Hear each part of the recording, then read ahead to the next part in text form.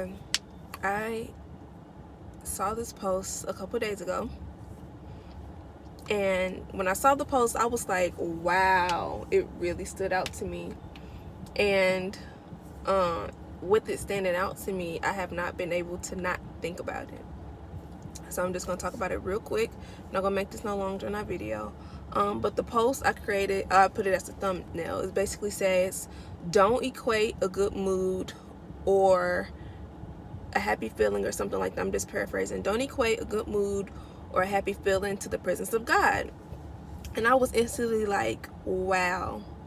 Because I, for myself, understand in this walk with Christ, whether it's, a happy day or a sad day, I understand and I have an understanding that every day is not going to be a happy day or a good day.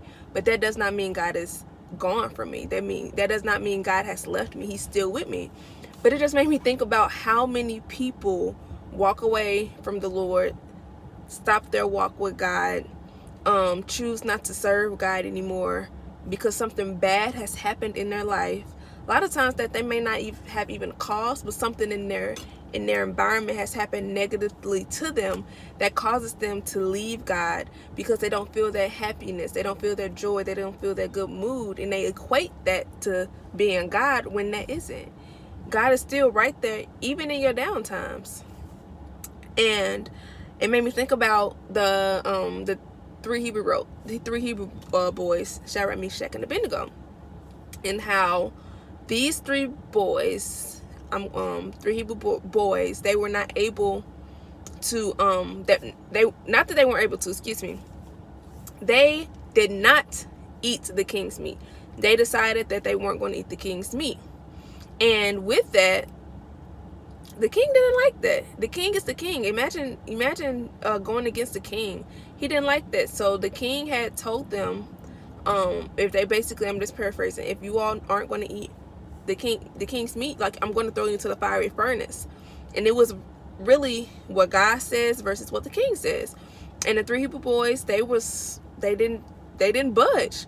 They were not going to eat the king's meat. They were not going to defile themselves. They weren't going to defile their relationship with the Lord, so they did not eat the king's meat. So what the king do? The king, he decided to throw them into the fire. He put kindling on them. So basically, if you ever made a fire in like a fire pit or something, when you put extra wood or extra like paper or something on there to make the fire burn quicker, that's what he did to them. And he put extra kindling on them, clothes, wool, whatever it was, on them, and was about to throw them into the fiery furnace. Now my question to you is, do you think that moment when they was about to be thrown into the fiery furnace was a moment of joy or like a moment of happiness? What if someone told you, if you don't do this, you serving your God, if you don't do this, I'm going to throw you inside a big fiery furnace to burn up alive? What if somebody told you that? How would you feel? Now I know for me, I would be like, Lord Jesus, help me, because I can't imagine burning alive. Okay, so I'm just kind of setting it up.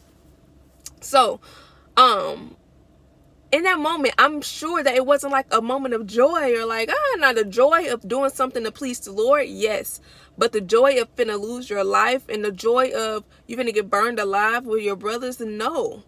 Like, I can't imagine that being a joyous moment. However, did that mean that God left the Hebrew boys alone? He did not. Like I said, do not equate a good mood or a happy feeling to the presence of God. Don't do it. Because what they were doing was pleasing God. They were pleasing God and not eating the king's meat. So how could God leave them if they were living for him? There is no way. God was with them. God is always there. God's presence is always there. So we're going to fast forward. The king, they were thrown inside the fiery furnace. Now the thing with it is them being thrown inside the fiery furnace. The miracle was when they looked inside that fire, they just didn't see three Hebrew boys. They saw a fourth person, and the fourth person that they saw was the Son of Man. They said, we just don't see three, we see four people in there, and it looks like the fourth one is the Son of Man. God was with them. God was with them even in that trial. God was with them. So for our minds in the 21st century to feel like when we're not feeling happy, when we're not feeling a good mood, when we're not feeling joy in our whole soul, when we're having a bad day at work, God is not with us, it's spiritually immature to think, because God's presence is always there. You just have to acknowledge and accept the fact that it is, despite you're happy or sad, despite you having a good day or a bad day. We have to have that acknowledgement. And I promise that if we acknowledge God, we can acknowledge God on our good days. Thank the Lord for this good day. God is so good. His mercy endure forever. We can acknowledge God on our good days. But I promise, if we acknowledge God on the days where we don't feel God, in that sense, feel happy, feel presence, I promise just the satisfaction and the gratitude grows more, because you know that even in my draining of a day, even in my sorrowful day, however that day is that may not be joyous, God is still there with us. It's an awesome thing. It's an awesome feeling. So that post just really just resonated with me. And the Hebrew boys, they did not die in that fire. They did not die in that fire. And the presence of the Lord was with them, even in the fire. Even in the fire. Can I stress that? Even in the fire, the presence of the Lord was with them. So, like the post says, do not equate the feeling of a good mood, a happy feeling, to the presence of God. Because God is always there, whether you're in a good mood, a bad mood, happy mood, sad mood, hungry mood, sleepy mood. The presence of God is always there. You just have to access Him. You got to access Him. And you have to acknowledge Him. And you have to honor and respect Him. And it's going to shape and mold your day in a way that you would have never expected to.